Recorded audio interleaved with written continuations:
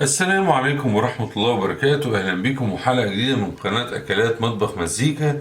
النهاردة هنعمل مع بعض وصفة عملتها قبل كده، بس النهاردة بعملها بشكل تاني، وهي الاستريبس. بعملها عشان اللي بيشتري الاستريبس مثلا بكيس مجمد أو الحاجات المجمدة، لا يعملها في البيت يبقى أحسن وأطعم. بس قبل ما نبدأ في أي حاجة عايزين نصلي على الحبيب عشان قلبك يطيب، وما تنساش الاشتراك والإعجاب وتفعيل زر الجرس عشان نكتر أسرتنا في قناة أكلات مطبخ مزيكا. ويلا بينا على المكونات. عندنا أول حاجة البانيه، متقطع طبعا طويل ومعمول بتتبيلة عبارة عن بصل وثوم وفلفل اسود، بهارات فراخ وملح كان منقوع فيها.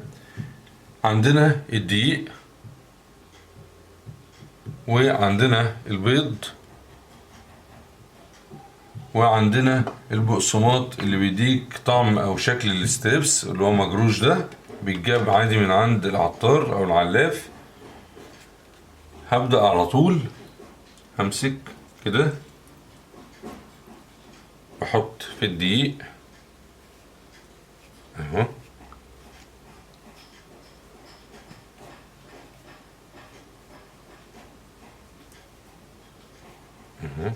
كده. وبعدين هنزل في البيض،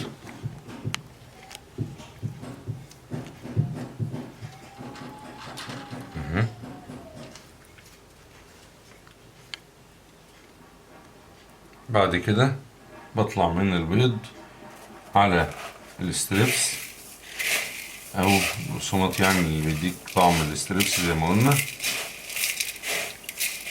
ببدأ كده ايه احشرها فيهم عشان يعني ايه تاخد كل اهو كده، بقدر الامكان تخليها تتشرب وتبقى ايه، تحس انها صفرة خالص وخدت كل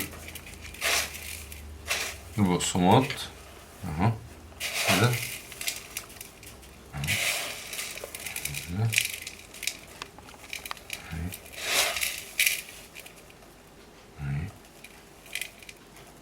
اهي.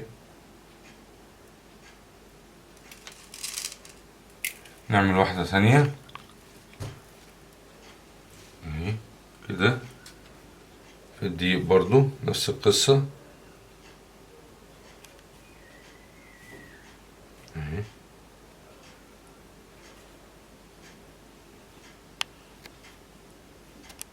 ونطلعها على البيض اهي، ونطلعها عليه.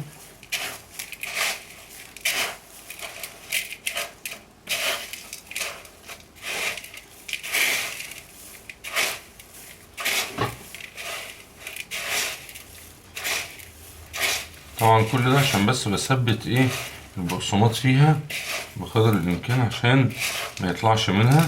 كده كده انا اصلا ايه لسه هقول لكم. انا دلوقتي بعد ما هعمل كل الكمية دي هدخلها في الفريزر لمدة اكتر من ساعة، يعني ممكن 5 ساعات كده او 4 ساعات عشان تمسك، عشان تحس بقى الاحساس اللي انت بتشتريه. يعني انت بتشتريها بتبقى ايه ماسكه نفسها ومش عارف ايه، وتقعد تقول ده ما بيطلعش منها البقسماط. ما هو بقى عشان هو ايه بعد ما بيعملها كده بايه بيحطوها تتجمد، وبيجي يطلعها على زيت عالي درجة حرارته ويروح عاملها، فما بتطلعش معايا اهو.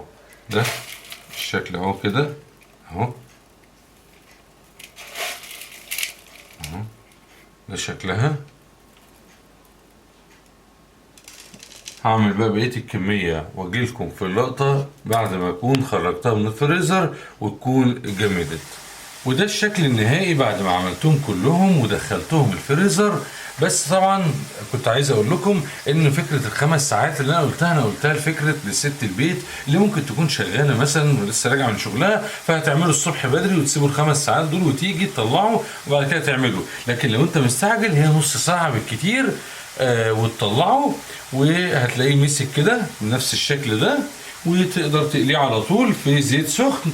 وطبعا انا هعمل لكم النهارده كمان اللي هو سندوتشات الستريبس في الفينو. جايب الفينو هقليه بس واعمل لكم السندوتشات، بس هقلي وارجع لكم تاني وانا بعمل السندوتشات.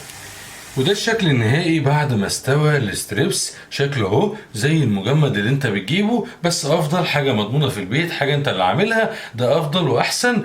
كمان بتقدر تتحكم في الكميه حسب التقطيع بتاعك. طبعا دلوقتي بعد ما استوى وبقى شكله الجميل ده، هبدا بقى امسك ايه كل واحده كده، وادي رغيف الفينو بحطها كده، وابدا بقى ايه ارص واكمل اهو كده. افتح الرغيف واحط الواحده كده اهو. طبعا لو انت عايز تحط بقى صوصات عندك مثلا زي كاتشب او مايونيز او مستردة مفيش مشكله. انا عن نفسي عشان مش متواجد عندي دلوقتي صوصات، فايه بحطها كده مفيش مشكله. لكن لو انت عايز تحط هتحط في الاول كده زي ما كنا بنعمل لو تفتكروا في حلقه البرجر، بتحط في الارضيه كده وبعد كده بتحط البرجر. نفس القصه هنا، هتحط في الارضيه وتكمل. عموما هرجع لكم بعد ما اخلص السندوتشات وارجع لكم في الشكل النهائي.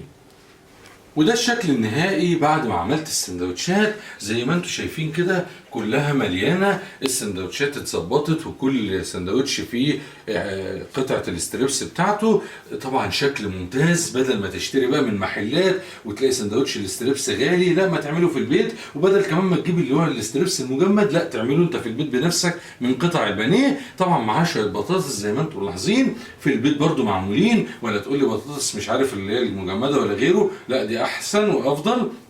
اما التبليع او الحاجه اللي بتبلع بيها كده دي عباره عن كابوتشا مقطعها، قوطه وفلفل حراق كده للي بيحب الحراق. ولو عايز ترشي، عايز زيتون براحتك.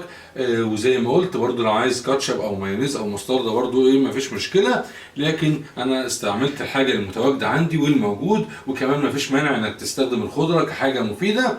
وده الشكل النهائي. يا رب دايما وصفاتنا واكلاتنا تعجبكم ان شاء الله. وما تنسوش تصلوا على الحبيب عشان قلبكم يطيب، والاشتراك وتفعيل زر الجرس والاعجاب دايما عشان نكتر اسرتنا في قناه اكلات مطبخ مزيكا. اشوفكم في حلقات جديده ووصفات جديده، والسلام عليكم ورحمه الله وبركاته.